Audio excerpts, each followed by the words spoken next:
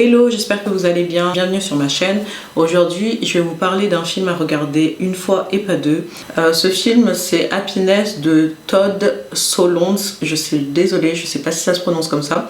Mais en tout cas, c'est un réalisateur qui aime filmer la banalité. Mais vous verrez que ce film n'a absolument rien de banal. Pour vous donner un peu une idée du film et qui montre déjà l'ambiance, c'est qu'on a un homme qui est chez le psychiatre. Donc là on voit déjà nos deux personnages qui vont être assez importants dans l'histoire. On a celui qui semble être un pervers fou furieux, voilà, qui raconte qu'il aimerait avoir des relations non consenties avec sa collègue du travail ou sa patronne, je ne sais plus. On a ces deux personnages, donc le pervers qui est en train de raconter dans quel endroit il voudrait faire ça, etc. Et nous on regarde et on se dit à la place du psychiatre, waouh, cette personne a vraiment un gros trouble et il va falloir l'aider. Et ensuite, en même temps qu'il est en train de parler, on va se retrouver dans la tête du psychiatre qui, lui, est tranquillement en train de faire ses courses.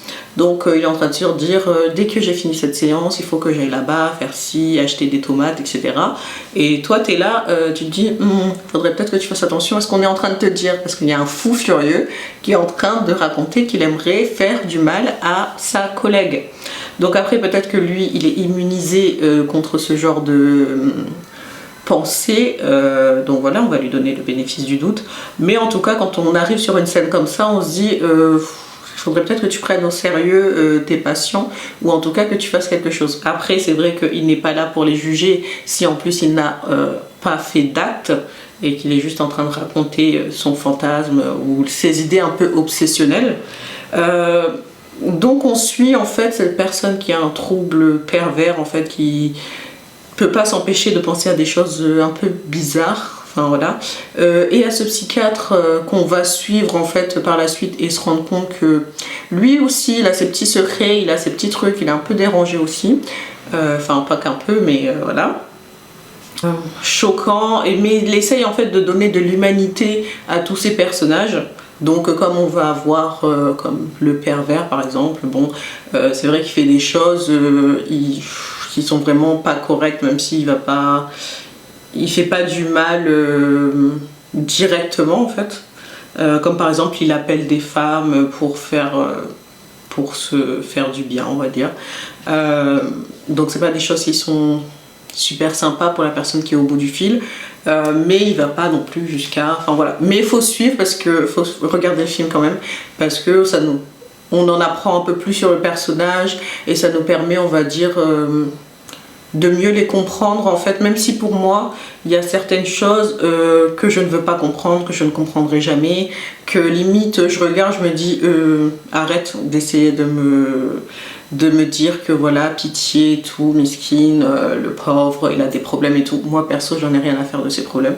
J'ai pas envie que tu me montres un film de gens en train de faire des choses affreuses. Tu me dis, ben regarde ce tueur en série, là c'est pas le cas, mais c'est pour vous donner un exemple. Voilà, il a eu une enfance super douloureuse, donc faut comprendre que non. Donc du coup voilà, ce film là c'est un peu comment chaque personne a un peu sa part d'ombre et comment on va comprendre cette part d'ombre. En fait on va un peu se mettre, pour moi, à la place du méchant, si on peut dire méchant, parce que c'est un peu, voilà, mais en tout cas à la place d'une personne qui n'est pas forcément comprise dans la société, dans laquelle on lui donne pas de place parce que vue comme déviante, et comment ces personnes-là essayent forcément de cacher leur déviance, et comment ils essayent quand même d'être heureux, et comment ce n'est pas foncièrement des mauvaises personnes.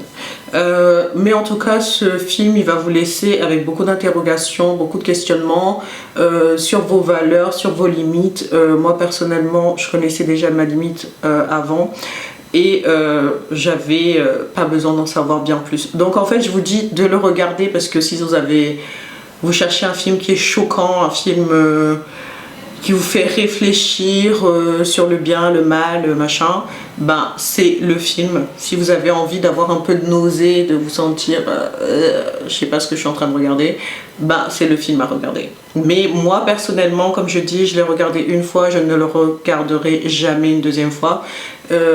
Donc pour ceux qui veulent se faire du mal, n'hésitez pas à le regarder et à me donner votre avis. J'espère que le film va vous plaire et s'il ne vous plaît pas, n'hésitez pas à venir me dire ce qui vous a traumatisé dans le film. Je vais vous laisser avec ça et j'espère que vous allez passer une bonne journée. À bientôt, bye.